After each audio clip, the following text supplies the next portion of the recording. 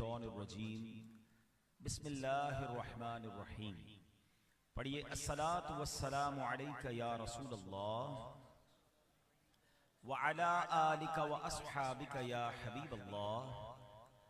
الصلاۃ والسلام علیک یا نبی اللہ وعلی آلک واصحابک یا نور اللہ. پیارے پیارے اسلامی بھائیوں، جو آج ہمارے صبیر اتاری بھائی کی شادی خانہ آبادی کے سلسلے میں اس خوبصورت محفل میں موجود ہیں، رب کریم ہم سب کا جمع ہونا اپنی بارگاہ میں قبول فرمائے. درود پاک پڑھنے کے بے شمار فضائل و برکات ہیں. ایک بڑی کمال کی روایت حضرت وہب بن منبہ رحمۃ اللہ تعالی فرماتے ہیں کہ بنی اسرائیل میں ایک شخص تھا، اللہ پاک نے اس سے 200 سال کی زندگی عطا فرمائی. اتنی بڑی زندگی ملی، مگر بدقسمتی سے اس نے اپنی وہ لائف جو تھی وہ گناہوں میں گزاری، اللہ کی نافرمانی میں گزاری. یہاں میں ایک بات اور عرض کرنا چاہوں گا. ہم لوگ لمبی عمر کی دعائیں مانگتے ہیں. ہمیشہ یاد رکھیں کہ لمبی عمر وہ اچھی ہے جو نیکیوں والی ہے، ورنہ جس کی عمر بھی لمبی اور گناہ بھی زیادہ، عادتیں گناہوں کی ہوں اور عمر بھی لمبی ہو جائے تو روز ہی گناہوں کا میٹر چلتا رہے گا نا. تو ایسے بندے کے لیے تو لمبی عمر اچھی نہیں ہوتی کہ جو روز ہی گناہ کرتا ہو. اللہ سے یہ مانگیں کہ اللہ صحت و عافیت کے ساتھ طویل زندگی نیکیوں والی عطا فرما. ہاں، جس کی نیکیاں والی زندگی ہو، روز نیکیاں کرتا ہو اور عمر بھی لمبی ہو، وہ بڑا خوش نصیب ہے. اس کو اس بات سے سمجھیے گا کہ ایک بار ایک صحابیہ نبی پاک علیہ السلام کی بارگاہ میں آئیں اور عرض کرتی، حضور دو غالباً ان کے بھائی تھے. وہ کہتے کہ ایک بھائی شہید ہوا جہاد کرتے ہوئے، شہید ہو کر اس کا انتقال ہوا، اور ایک بھائی کا 1 سال بعد انتقال ہوا. نارمل جیسے انتقال ہوتا ہے، طبعی موت مر گئے، انتقال ہو گیا. کہتی میں نے خواب میں دیکھا کہ جو بعد میں انتقال کرنے والا بھائی تھا وہ پہلے جنت میں جا رہا ہے. تو حضور یہ کیا راز ہے کہ شہید سے پہلے وہ جا رہا ہے جنت میں جو طبعی موت جس کا انتقال ہوا. تو سرکار دو عالم علیہ السلام نے بڑی کمال کی بات فرمائی کہ کیا اس نے 1 سال دنیا میں رہ کر اتنی نمازیں نہیں پڑھی تھی؟ کیا اتنے روزے نہیں رکھے تھے؟ یعنی وہ 1 برس زیادہ رہا تو چونکہ وہ صحابی تھے، وہ روز عبادت کرتے تھے، نمازیں پڑھتے تھے، تلاوت کرتے ہوں گے، ذکر و اذکار کرتے ہوں گے، رمضان کے روزے رکھے. تو 1 سال کے ڈیفرنس کی وجہ سے نیکیاں اتنی ہو گئی کہ وہ شہید سے پہلے جنت میں چلے گئے. یہ بات ہم نے سیکھنی ہے کہ لمبی زندگی نعمت ہے، مگر اس کے لیے کہ جو نیکیوں میں زندگی گزارے. اور یہاں ایک الارم بھی ہے نا ہمارے لیے کہ میرا گزرنے والا ہر دن میری نیکیوں میں اضافے کا باعث بن رہا ہے یا میرے گناہوں میں اضافے کا باعث بن رہا ہے. We have to check. سرمایہ میں تو چیک کرتے ہیں، کاروبار میں تو چیک کرتے ہیں کہ یار 5 سال پہلے جہاں تھا اب بھی وہیں ہوں کہ تھوڑا آگے بڑھاؤں. اللہ نے تقریباً لوگوں کو ترقیاں دی ہیں. موٹر سائیکل سے کچھ لوگ گاڑی پہ آئے، سائیکل سے کچھ لوگ موٹر سائیکل پر آئے، کرائے کے گھر سے اپنے گھر پر آئے. 5-7 ہزار روپے مہینہ کماتے تھے، آج اللہ کی رحمت سے کچھ 30-35-40 ہزار، کچھ لوگ لاکھوں میں کمانے لگے. اللہ نے الحمدللہ بہت سارے لوگوں کو، اگر آپ شکر ادا کرنا ہو نا تو اپنی 15 سال پرانی زندگی سب دیکھ لیں تو بہت بہتری الحمدللہ آ گئی ہے. لیکن نیکیوں میں بہتری آئی ہے یا گناہوں میں بڑھوتری ہو رہی ہے؟ یہ بہت ضروری سوال ہے، کیونکہ ہر گزرتے دن کے ساتھ ہم پتہ ہے کہاں پہنچ رہے ہیں. ہماری لائف بڑھتی جا رہی ہے. لوگ برتھ ڈے کی بڑی خوشیاں مناتے ہیں کہ جناب میرا 25واں برتھ ڈے ہے تو 30واں برتھ ڈے ہے تو 50واں برتھ ڈے ہے. خوشی منا لیجئے، لیکن ایکچولی تو آپ کی زندگی کا 1 سال کم ہو گیا ہے. ہاں، اگر غور سے دیکھیں تو ہر گزرنے والی سانس، ایوری ڈے ہم اپنی آخرت کے قریب ہو رہے ہیں، اینڈ آف دا لائف کے قریب ہو رہے ہیں، اپنی قبر کے قریب ہو رہے ہیں. عقل کیا کہتی ہے کہ جتنا میں قبر کے قریب ہوتا جا رہا ہوں اتنی نیکیاں بڑھنی چاہیے، اتنا اللہ کی فرما برداری بڑھنی چاہیے، تاکہ اب تو رب کی بارگاہ میں جانا ہے نا.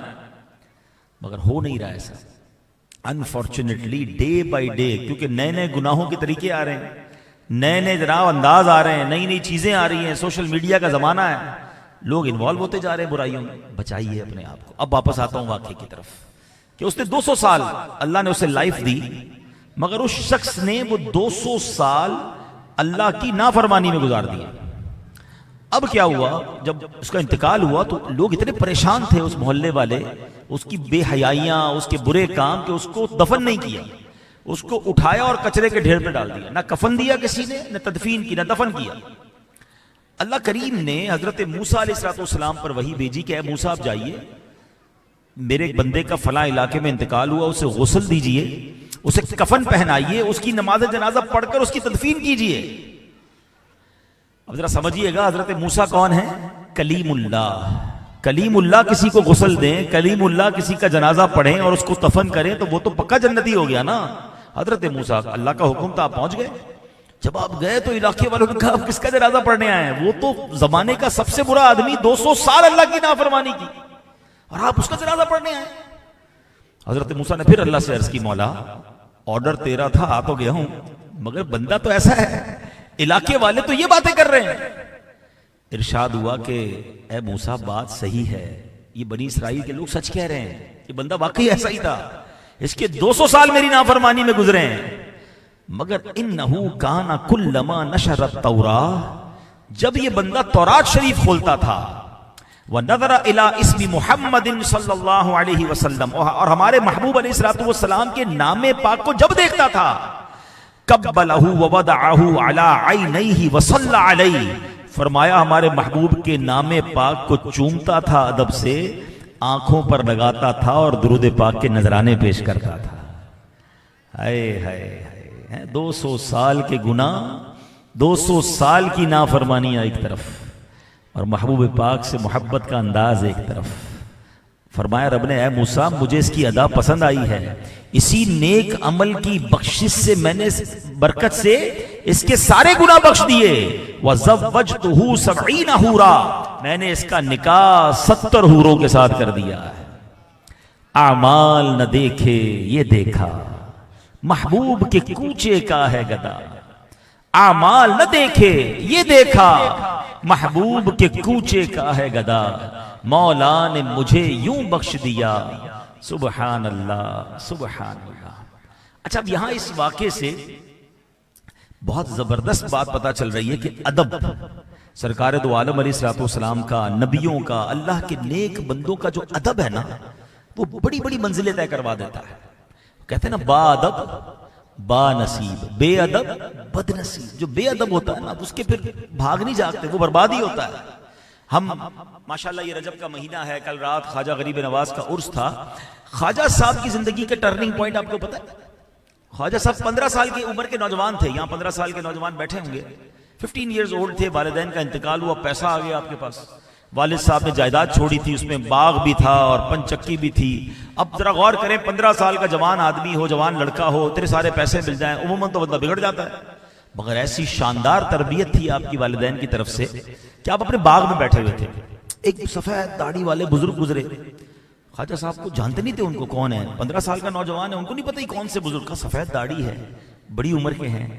آپ نے بڑی محبت سے کہا حضور ہمارے پاس آئیے نا، بڑے پیار سے بٹھایا، اپنے درخت سے کھجوریں یا انگور اٹھائے اور آپ کو پیش کیے حضور، ادب کے ساتھ، بڑا پیار تھا، بڑا ادب تھا۔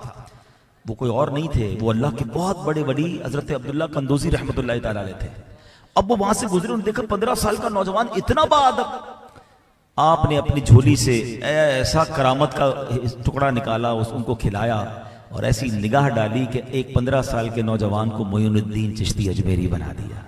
The turning point in the life of Khwaja Gharib نواز ادب تھا، ایک بزرگ کے ادب نے آپ کو غریب نواز بنا دیا۔ تو میرے بچوں، میرے نوجوانوں، یہ سب یاد رکھیے کہ ادب زندگی میں ہونا چاہیے، زبان میں ادب، شائستگی ہونی چاہیے، انداز میں ادب ہونا چاہیے۔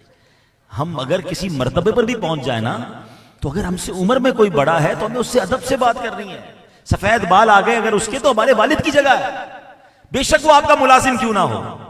ہاں لوگ پیسے والے ہو جاتے ہیں، نوجوان، اللہ پاک بعض اوقات کچھ نوجوانوں کو مال دے دیتا ہے، کچھ نوجوان بڑے مشہور ہو جاتے ہیں، ٹوری چینج ہو جاتی ہے، انداز ہی بدل جاتا ہے۔ نہیں، آپ جتنا بھی اوپر پہنچ جائیں، اگر بزرگ ہے کوئی، عمر میں بڑا ہے، چاہے غریب ہے، چاہے ٹھیلا لگاتا ہے، ہم بعض اوقات مزدوروں کو دیکھ رہے ہوتے ہیں، اگر ان کے بال سفید ہیں، ہم سے عمر میں بڑے، ٹاک کوائٹلی، محبت کے ساتھ، پیار کے ساتھ پیش آنا ہے، ادب، کیونکہ ہمیں نہیں پتا اللہ کی بارگاہ میں اس کا مرتبہ کیا ہے۔ غریب نواز کو تو نہیں پتا تھا یہ سفید داڑھی والے کون ہیں، ادب کیا نا، کدھر پہنچ گئے۔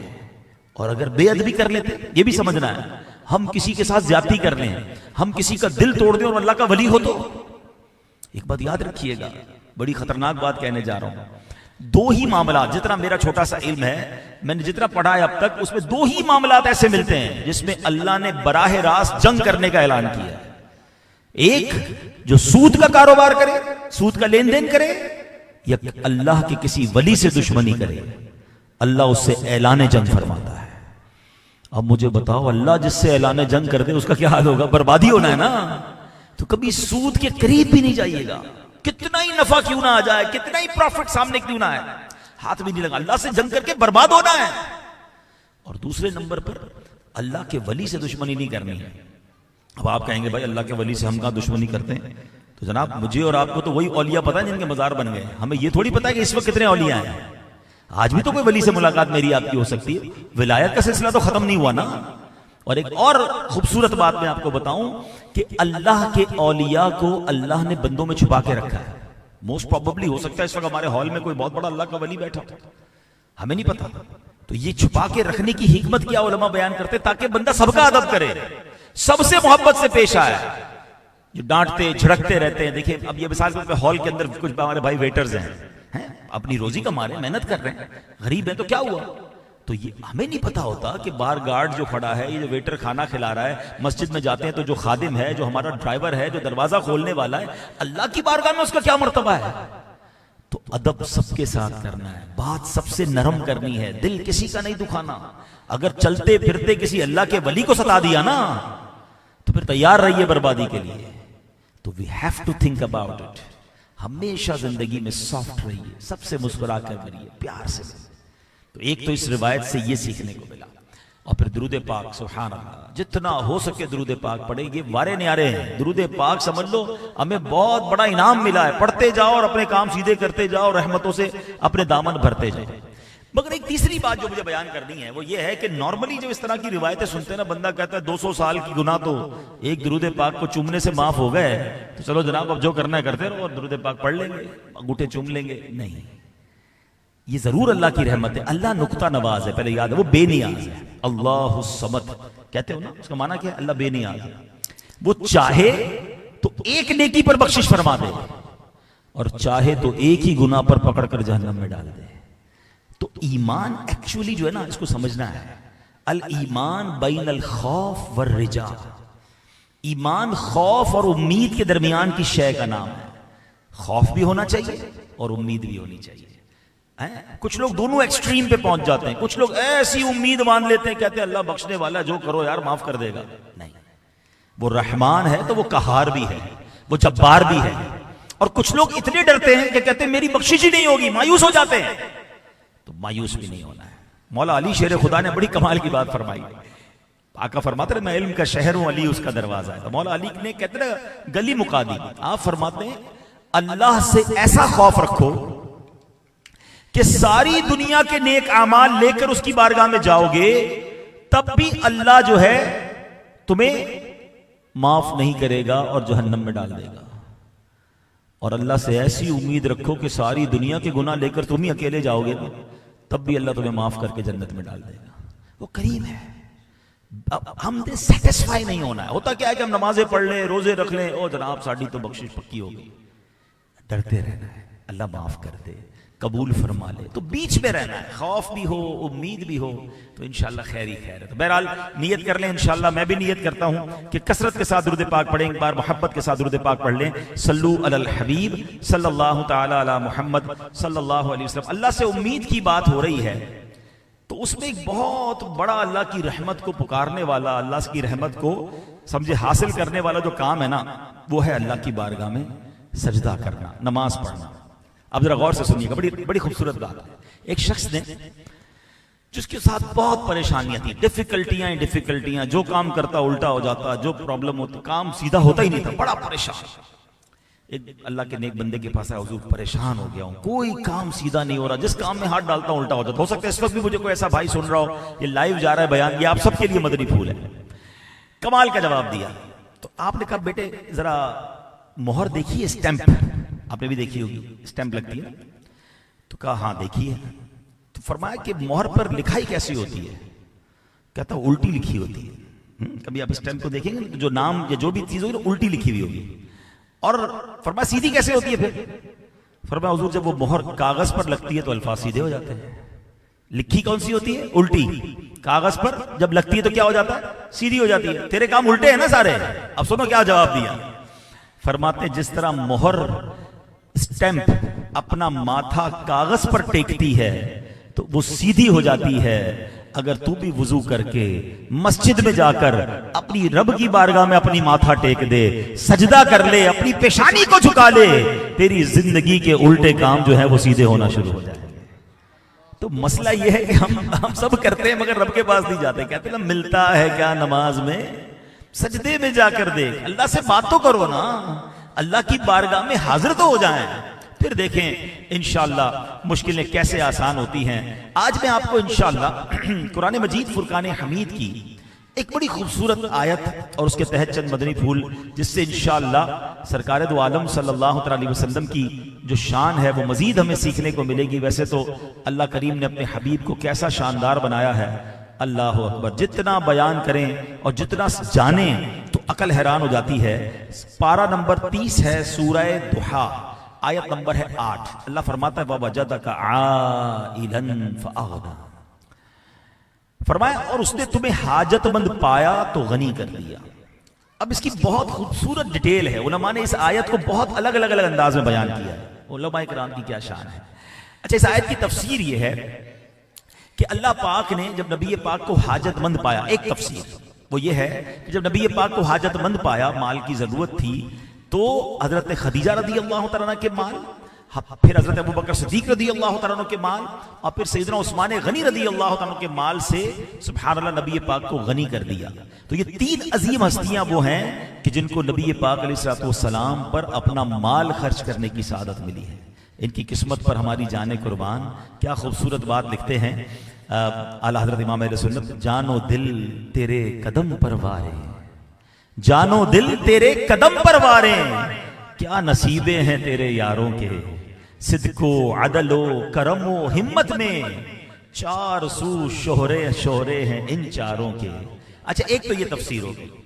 ایک سبحان اللہ اس کی بہت خوبصورت تصویر وہ یہ ہے، تفسیر یہ ہے کہ اے پیارے محبوب علیہ السلام، اللہ پاک نے آپ کو حاجت مند پایا تو قناعت کی دولت سے غنی فرما دیا، یعنی آپ کو قناعت عطا فرما دی.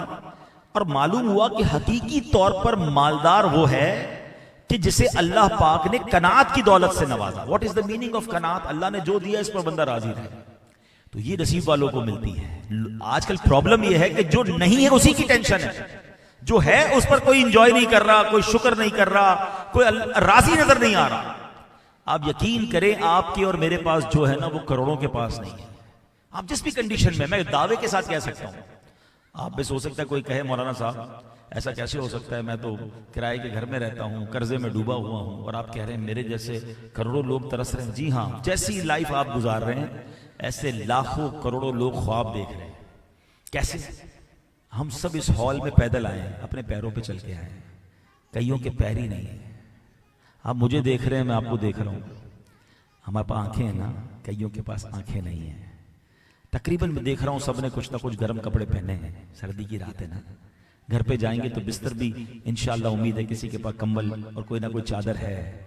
مگر آج بھی کئی لوگ ہوں گے جو اس سردی میں بھی روڈ پر سوئیں گے. شکر کا مقام نہیں ہے. میرا موضوع یہ نہیں ہے، ورنہ میں 1 گھنٹے تک بات کر سکتا ہوں اس موضوع پر کہ اللہ نے مجھے اور آپ کو کیا دیا ہے جو لوگوں کے پاس نہیں ہے. ہم ساری زندگی سجدے میں رہے نا، تب بھی شکر ادا نہیں کر سکتے. ارے قیمت ہی نہیں ہے نا. ساری دنیا کی دولت ایک طرف، آنکھ کی نعمت ہے، زبان کی نعمت، کان کی نعمت، پیر، دل، گردے سلامت. اگر پھر بھی کسی کو لگتا ہے نا مجھے کچھ نہیں ملا، موٹر سائیکل یا گاڑی نکال کر کبھی یہ ایمرجنسی وارڈ میں چلے جائیں کسی بھی کراچی کے ہاسپٹل میں، لگ پتا جائے گا کہ لوگ کیسی کیسی بیماریوں میں، کیسی کیسی تکلیف. چھوٹے چھوٹے بچوں کی اب ڈائلیسس ہو رہے ہیں. چھوٹے چھوٹے بچوں کے دلوں میں سوراخ ہے. کسی کو جناب ہمارے پاس تو دعا کے لیے آتے ہیں نا لوگ. آپ یقین کریں بندہ حیران ہو جاتا ہے کہ یہ کیسی کیسی بیماریاں آ گئی ہیں. اللہ نے بچایا ہوا، یہ بہت بڑی مہربانی ہے. لیکن شکر نہیں ہے لوگوں کی زبان پر. قناعت یہ بڑی نعمت ہے. تو جو اللہ نے دیا اس پر راضی رہا کریں. اب آئیے ایک اور بڑی ایمان افروز اسی آیت کی تفسیر، عشق رسول والی.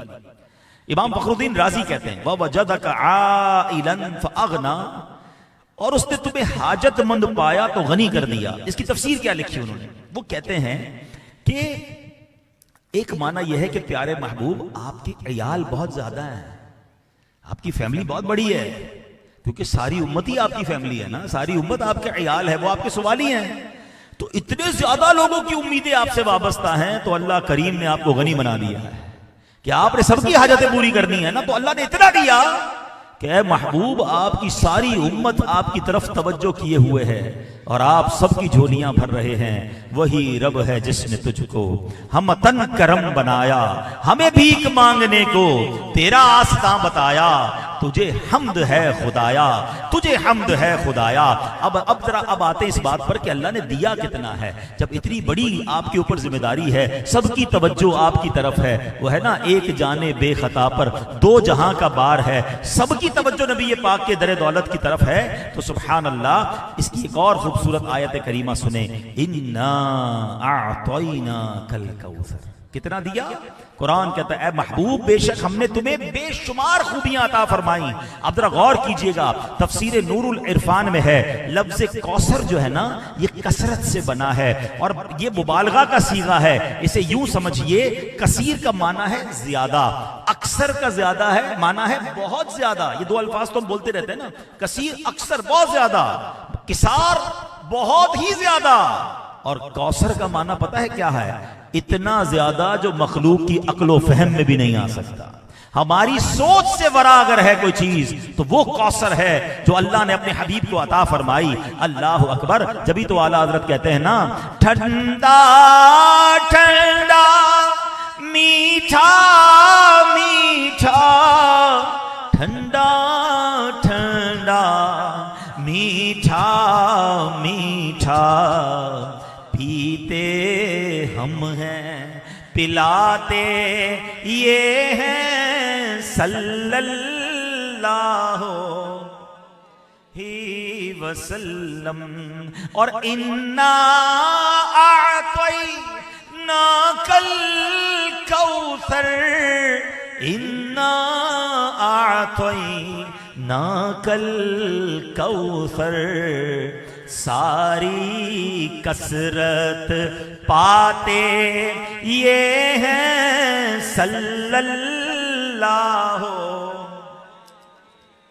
اچھا اب سنتے جائیے اور جھومتے جائیے، نبی پاک کو اللہ نے کتنا غنی کیا کہ کل جہاں اس در پر سوالی ہے، انسان اپنی حاجتیں مانگنے آتے ہیں، جانور اس در پر سوال کرتے ہیں، پھر مانگنے والے جتنے زیادہ حاجتیں بھی اتنی زیادہ ہیں، کوئی یہاں دنیا مانگتا ہے، کوئی آخرت مانگتا ہے، کوئی ظاہری نعمت مانگتا ہے، کوئی باطنی نعمت مانگتا ہے، کسی کو آنکھیں چاہیے، کوئی ٹوٹا ہاتھ جڑوانے آ رہا ہے، کوئی لمبی زندگی کا طلبگار ہے، اور اللہ اکبر کسی کو ظاہری مال درکار ہے، کوئی علم کا سوالی ہے۔ غرض جتنے سوالی حاجتیں بھی اتنی زیادہ، اللہ پاک نے سب کو اس طرح کا سوالی بنایا اور انہیں قاسم نعمت بنایا، یعنی نعمتیں بانٹنے والا بنایا، سارے خزانے بھی عطا فرمائے، دنیا کی سب خزانوں کی نعمتوں کے خزانے آپ کو عطا فرمائے اور آخرت کی نعمتوں کے خزانے بھی آپ کو عطا فرمائے۔ اب سنو، وَوَجَدَكَ عَائِلًا فَأَغْنَا، اور اس نے تمہیں حاجت مند پایا تو غنی کر دیا۔ اللہ اکبر۔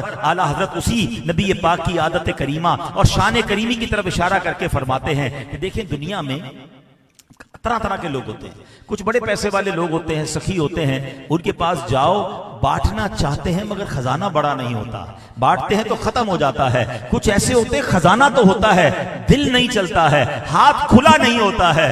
اللہ اکبر۔ اعلیٰ حضرت کہتے ہیں ہمارے آقا کیسے ہیں؟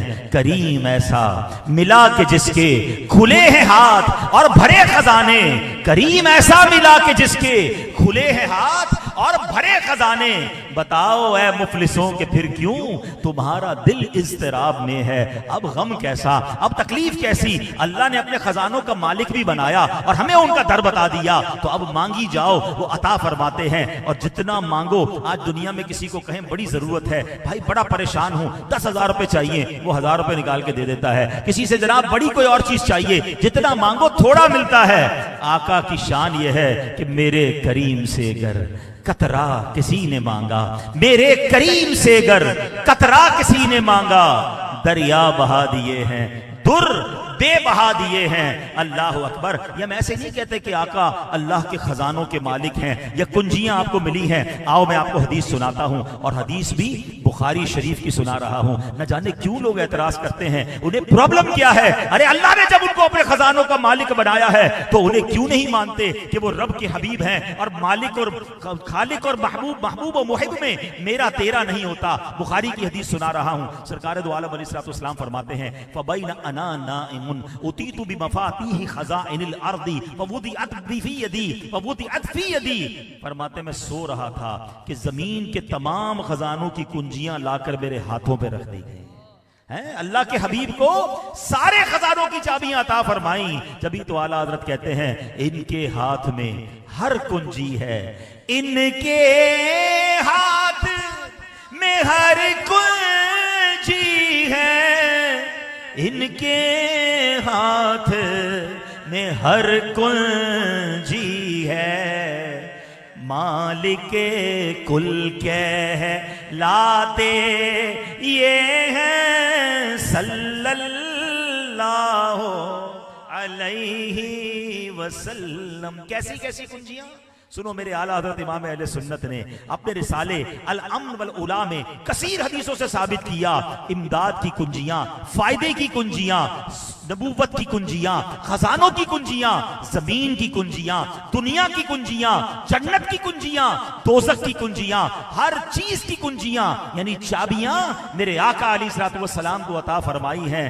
اللہ اکبر۔ یہی بات برادر اعلیٰ حضرت لکھتے ہیں کنجی تمہیں دی اپنے خزانوں کی خدا نے، کنجی تمہیں دی اپنے خزانوں کی خدا نے، محبوب کیا مالک و مختار بنایا۔ اللہ اکبر۔ آج دنیا میں بھی ایسا ہوتا ہے کہ جناب کوئی بہت بڑی شخصیت ہو، وہ اپنے کسی پیارے، اپنے کسی قریبی کو بہت سارے پاورز دے دیتا ہے، سگنیچر کی صلاحیتیں دے دیتا ہے، پاور آف اٹارنی دے دیتا ہے کہ میری جگہ تم یہ کام کر لینا۔ تو نارمل سی بات ہے، کوئی نہیں کہتا کہ جناب اس بندے کو ہم مالک مانتے ہیں، ہم بھی یہی کہتے ہیں اللہ مالک ہے، وہ خالق ہے، سب کچھ اس کا ہے، مگر اس نے اپنے حبیب کو اگر اختیارات دیے ہیں تو اس سے کسی کو پرابلم کیا ہے؟ وہ اللہ کے حبیب ہیں، وہ جسے چاہے اپنا رب عز و جل اختیار عطا فرمائے، تو اس نے اپنے حبیب کو اختیار دیا ہے۔ اب سنو اختیار کیسا دیا، اور صحابہ نے اپنی آنکھوں سے کیسے کیسے نظارے دیکھے۔ بخاری شریف، پھر بخاری شریف کی بات کرتے ہیں۔ یہ ہوا کیا؟ حضرت انس بن مالک کہتے ہیں کہ ایک بار میرے سوتیلے والد حضرت ابو طلحہ رضی اللہ تعالیٰ عنہ گھر آئے، گھر آ کر کہتے ہیں امی جان مجھے محسوس ہو رہا ہے کہ نبی پاک کو کچھ بھوک لگ رہی ہے۔ پیارے آقا کے پاس بڑے فاقے ہوا کرتے تھے، آج ہمیں طرح طرح کے کھانے ملتے ہیں مگر ہم اپنے نبی پاک کے ان فاقوں کو بھول جاتے، پھر بھی شکوے کرتے ہیں۔ ہائے پھر خندۂ بے جا میرے لب پر آیا، ہائے پھر بھول گیا راتوں کا رونا تیرا۔ سنیے وہ کہتے ہیں حضور، امی جان کو کہتے ہیں کہ اپنی زوجہ کو کہتے ہیں کہ مجھے لگ رہا ہے کہ پیارے آقا کو کچھ بھوک ہے، کھانے کی حاجت ہے۔ تو ام سلیم رضی اللہ تعالیٰ نے کچھ جو کی روٹیاں کپڑے میں لپیٹی اور حضرت انس کہتے ہیں میری بغل میں دبا دی اور کہا نبی پاک کو جاؤ اور ان کی خدمت میں پیش کر دو۔ کہتے ہیں مسجد پہنچا، دیکھا بہت مسجد بھری ہوئی ہے، صحابہ کرام بیٹھے ہوئے ہیں۔ اچھا اس سے پہلے کہ میں کچھ عرض کرتا، غیب بتانے والے نبی، پھر بخاری کی حدیث ہے یاد رکھنا، جو ہو چکا ہے جو ہوگا حضور جانتے ہیں۔ سنیے میرے آقا کیا کیا جانتے ہیں۔ حضرت انس کہتے ہیں میں گیا تو نبی پاک کو میں کچھ عرض کرتا، آقا خود فرما رہے ہیں تمہیں ابو طلحہ نے بھیجا ہے؟ کہتے جی ہاں۔ فرمایا کھانا دے کر بھیجا ہے؟ یہ بھی نبی پاک کو معلوم تھا۔ کہتے جی کھانا دے کر بھیجا ہے۔ نبی پاک فرماتے چلو سارے صحابہ کو، چلو سب چلتے ہیں ابو طلحہ کے گھر پہ۔ حضرت انس کہتے وہ دوڑ کے میں گھر گیا، امی حضور وہ تو پوری سب کو ہی لے کر آ رہے ہیں، آپ کی تو چند جو کی روٹیاں ہیں۔ تو صحابیات کا ایمان دیکھیں، کہہ رہے ہیں جو آ رہے ہیں وہی انتظام کریں گے، ہمیں کیا ٹینشن ہے، اگر وہ صحابہ کو لا رہے تو انتظام بھی انہوں نے کرنا ہے۔ نبی پاک گھر آئے، سبحان اللہ۔ اب کیا ہوا، آپ آ کر کہتے ہیں جو ہے میرے پاس لے آؤ۔ تھوڑی سی روٹیاں تھیں، آپ نے پیش کر دیا، اس کو چورا کرو۔ تو اس کو چورا کیا گیا، آپ نے فرمایا تھوڑا سا گھی ڈال دو، اس پہ گھی ڈال دیا گیا۔ ٹھیک ہے، یہ صحابہ اور نبی پاک کی خوراک ہوتی تھی۔ طرح طرح کے کھانے کھانے والوں، سادگی، نبی پاک کا انداز دیکھیں۔ آقا علیہ السلام نے پھر کیا فرمایا، کچھ پڑھا آپ نے؟ فرمایا 10 صحابہ آتے جائیں۔ 10 صحابہ آئے، کھانا کھا کر چلے گئے، دوسرے 10 آئے چلے گئے۔ کہتے اس طرح کرتے کرتے اللہ اکبر 80 صحابہ نے کھانا کھایا، کھانا ویسے کا ویسے ہی موجود ہے۔ اور پھر نبی پاک نے خود بھی تناول فرمایا، سب اہل کھانا نے بھی کھایا، کھانا ویسے کا ویسے ہی باقی تھا۔ मालिक कौनैन हैं गो पास कुछ रखते नहीं, मालिक कौनैन हैं गो पास कुछ रखते नहीं, दो जहां की नेमतें हैं उनके खाली हाथों में। अरे क्या क्या अल्लाह ने अता फरमाया और कैसे कैसे मौजज़ात हैं। एक बार क्या हुआ, हुदैबिया का मौका है, हुदैबिया को जरा समझिएगा। 1500 सहाबा हैं, मक्के जाना है, सफर के दौरान रास्ते में कयाम है। साहबा आए कि हुजूर पानी नहीं है, पीने के लिए भी नहीं है, वुजू के लिए भी नहीं है, हम भी प्यासे, जानवर भी प्यासे। 1500 सहाबा और जानवर, कितना पानी चाहिए? प्यारे आका अलैहि सल्लल्लाहु अलैहि वसल्लम फरमाया ऐसा करो जितना पानी किसी बर्तन में जमा करो। साहबी कहते हैं हमने सारा अपना पानी निकालो तो एक बर्तन में थोड़ा सा ही पानी जमा हुआ। नबी पाक की बारगाह में ले गए। आपने हजरत मूसा का ये मौजज़ा सुना होगा कि हजरत मूसा ने अपना असा जमीन पर मारा तो वहां से 12 चश्मे जारी हुए। उलमा कहते हैं कमाल का मौजज़ा है, मगर पत्थर से पानी निकलना, जमीन से पानी निकलना, पहाड़ों से पानी निकलना, ये ऑब्वियस है, हम देखते हैं, नजर आता है, ये पॉसिबल है। आप भी तो बोरिंग करके निकाल लेते हो ना। ठीक है, मौजज़ा ये था कि असा से निकल आया, मगर नबी पाक का जो ये मौजज़ा था ना हुदैबिया के मौके पर, आका ने उस बर्तन में अपना हाथ डाल दिया। साहबी कहते हैं 5 उंगलियों से पानी के फव्वारे जारी हो गए। और कितना पानी, ट्राई टू इमेजिन, 10 लोगों, अगर 10 लोगों ने पानी पीना और वुजू करना हो ना तो कई बाल्टियां चाहिए हैं। कभी घर के 3 अफराद को नहाना हो तो कितना पानी चाहिए होता है? 1500 साहबा और जनाब उनके जानवर। साहबी कहते हैं सब साहबा ने पानी पिया, वुजू किया, जानवरों ने पानी पिया, अपने बर्तन भर लिए और उंगलियों से फव्वारे जारी हैं। अल्लाह अकबर। हजरत जाबिर से पूछा गया अफराद कितने थे? कहते कुन्ना खम्सा अशरत मिअता, हम उस दिन 1500 थे। आपने मजीद फरमाया लौ कुन्ना मिअता अल्फिन लकफाना, कहते हैं ऐसा जोश था 5 उंगलियों में, हम अगर 1 लाख होते तो पानी हम सबको काफी हो जाता। आला हजरत कहते हैं उंगलियां हैं फैज पर, टूटे हैं प्यासे झूम कर, नदियां पंजाबे रहमत की हैं जारी, वाह वाह। अरे कौन कौन सा कमाल सुनाऊं, अल्लाह ने कैसी कुंजियां अता फरमाई। आखिरी वाकया सुना देता हूं, वरना तो इतने वाकयात याद आ रहे हैं, सारी रात बयान करें तो जनाब ये तो बातें ही ऐसी हैं कि ईमान बढ़ा देती हैं। मगर हजरत अबू हुरैरा रज़ियल्लाहु तआला ने कमाल किया। देखिए कुछ चीजें होती है फिजिकल मांगने वाली, पानी चाहिए था, खाना चाहिए, खजूरें चाहिए, ये जनाब पैसे चाहिए, ये फिजिकल बंदा दे सकता है या ले सकता है। हजरत अबू हुरैरा रज़ियल्लाहु तआला कहते हैं हुजूर मैं जब भी, मुझे कुछ याद नहीं रहता, मुझे हाफजा मेरा कमजोर है, मैं चाहता हूं मेरी याददाश्त मजबूत हो जाए। अब मुझे बताओ कोई किसी को याददाश्त दे सकता है कि नजर आने वाली चीज है, कैसे याददाश्त ट्रांसफर होगी? अल्लाह अकबर। नबी पाक ने ये ना फरमाया अबू हुरैरा क्या मांग रहे हो मुझसे, हैं? अल्लाह ने भेजा है, अल्लाह ने अपने हबीब को अपने खजानों की चाबियां दी है ना। तो नबी पाक ने अनसीन, नजर कुछ नहीं आ रहा था। हज़रत अबू हुरैरा कहते प्यारे आका ने हवा में अपनी मुट्ठी भरी, कहा है अबू हुरैरा अपनी चादर फैलाओ। कहते मैंने चादर फैलाई, नबी पाक ने उस चादर में मुट्ठी खोली, कहा अबू हुरैरा सीने से लगा लो। कहते मैंने सीने से लगा ली। प्यारे इस्लामी भाइयों आपको पता है सबसे ज्यादा हदीसें रिवायत करने वाले सहाबी कौन है?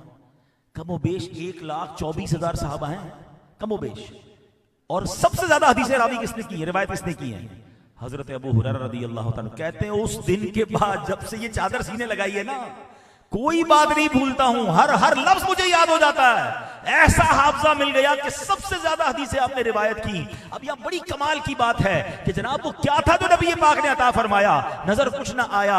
अल्लाह अकबर। सहाबी रसूल का अकीदा देखें, ये कहा नहीं हुजूर मैंने तो कुछ मांगा था, आपने तो सिर्फ हवा में मुट्ठी खोल के खोल दी है। वो जानते थे कि नबी पाक अल्लाह के हबीब हैं, ये इशारा करें तो चांद के 2 टुकड़े हो जाते हैं, दुआ फरमाए तो सूरज पलट आ जाता है। अगर आका ने फरमाया याददाश्त मिलेगी तो अबू हुरैरा तुम्हें याददाश्त मिल जाएगी। कहते सीने से लगा लिया। तो ये अकीदा भी रखना है। वो पंजाबी लोग कहते हैं ना असी मनन वाले हैं, सोचण वाले नहीं हैं। तो चाहे जब मौजज़ात की बात आए, नबी पाक के इल्म गैब की बात आए, सरकार दो आलम सहाबा और अहले बैत और औलिया की करामतों की बात आए, तो एतराज करने वालों का काम ही यही है। हमें कुरान और हदीस के जरिए सबूत करामात का मिलता है। अब हमें अल्हम्दुलिल्लाह हदीसों के जरिए जनाब मौजज़ात का सबूत मिलता है, तो हमें उनकी अकीदत और एहतराम करना चाहिए और हमें मानना चाहिए। अब मैं आखिरी बात यहां कर अपना बयान खत्म करता हूं। एक बड़ी लॉजिकली बात उलमा ने कही कि ठीक है बड़े खजाने हो किसी के पास, अब वो कहीं ट्रैवल पे जा रहा। अच्छा ये जो हजरत अबू हुरैरा ने सवाल किया सफर के दौरान था, नबी पाक अलैहिस्सलाम जो है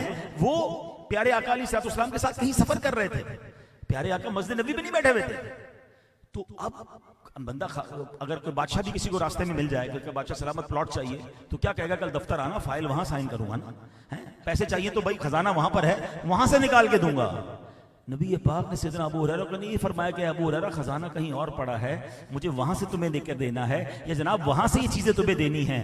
اللہ اکبر، اللہ نے ایسا اختیار دیا کہ پیارے آقا جدھر جدھر تشریف لے جاتے رب کے خزانے بھی ساتھ تشریف لے جاتے تھے، جدھر جاتے تھے وہاں عطا فرماتے تھے، اشارہ کرتے جاتے اور کام ہوتے جاتے تھے۔ اس سے ایک بات سیکھنے کو مل رہی ہے، نعت کا ایک شعر سنا ہوگا، آج وہ سمجھ آ جائے گا۔ اعلیٰ حضرت کہتے ہیں نعمتیں بانٹتا جس سمت وہ ذیشان گیا۔ آقا جدھر جدھر نعمتیں بانٹتے گئے پھر کیا ہوتا تھا؟ نعمتیں بانٹتا جس سمت وہ ذیشان گیا، ساتھ ہی منشی رحمت کا قلم دان گیا۔ یعنی گویا فرشتے ساتھ چلتے تھے، آقا علیہ الصلوۃ والسلام اشارہ فرماتے، آپ کا کام آرڈر دینا ہوتا تھا اور کام ہوتے چلے جاتے تھے۔ یہ اللہ نے ایسا اختیار اپنے حبیب علیہ الصلوۃ والسلام کو عطا فرمایا، تو پھر ہم کیوں نہ جھوم کر کہا کریں کہ میں تو مالک ہی کہوں گا کہ ہو مالک کے حبیب، میں تو مالک ہی کہوں گا کہ ہو مالک کے حبیب، یعنی محبوب و محب میں نہیں میرا تیرا۔ تو اے میرے پیارے اسلامی بھائیوں، سرکار دو عالم علیہ الصلوۃ والسلام سے دل و جان سے محبت کیجئے، بڑی محبتوں کے ساتھ اپنی زندگی گزاریے۔ یہ وہ ہیں، یہ وہی ہیں جو بخش دیتے ہیں، کون ان جرموں پہ سزا نہ کرے، آسیوں تھام لو دامن ان کا، وہ نہیں ہاتھ جھٹکنے والے۔ ہم ہاتھ سے دامن تھامیں اور سچا تھامیں، پکی غلامی اختیار کریں، پھر دیکھیں انشاءاللہ محشر کے دن بھی شفاعت کر کے اپنے ساتھ لے جائیں گے۔ تو اللہ کریم ہم سب کو نبی پاک سے سچی محبت عطا فرمائے، اللہ کریم اپنی ذات پر بھی ہمیں بہترین توکل عطا فرمائے، خوب درود پاک پڑھنے کی توفیق عطا فرمائے، نمازوں کی پابندی نصیب فرمائے۔ بڑا پیارا مہینہ چل رہا ہے، رجب، شعبان، رمضان۔ میں ایک مشورہ دینا چاہوں گا، بہت ٹھنڈے دن ہیں، چھوٹے دن ہیں، کوشش کریں جن کو صبح جلدی کام پہ نہ جانا ہو اور تھوڑا سا ٹائم ملتا ہو، آسانی ہو تو روزے رکھیں۔ یقین کریں پتہ بھی نہیں چلتا اور روزہ ہو جاتا ہے، اور سبحان اللہ رجب میں روزہ رکھنے والے کو جنتی نہر سے سیراب کیا جائے گا۔ تو رجب میں روزے، شعبان میں نفلی روزے، تاکہ رمضان میں بڑی ہمارے لیے آسانی ہو جائے، اور اللہ سے دعا کرتے ہیں اللہ ہمیں رجب، شعبان، رمضان میں خوب عبادتیں کرنے کی توفیق عطا فرمائے۔ بیان کے آخر میں نبی پاک کی بڑی پیاری دعا ہے جو آپ رجب میں فرمایا کرتے تھے، آئیے مل کے ہم پڑھ لیتے ہیں۔ اللہم بارک لنا فی رجب و شعبان و بلغنا رمضان۔ یا اللہ عز و جل ہمارے لیے رجب اور شعبان میں برکت عطا فرما اور ہمیں رمضان سے ملا دے، آمین بجاہ النبی الامین صلی اللہ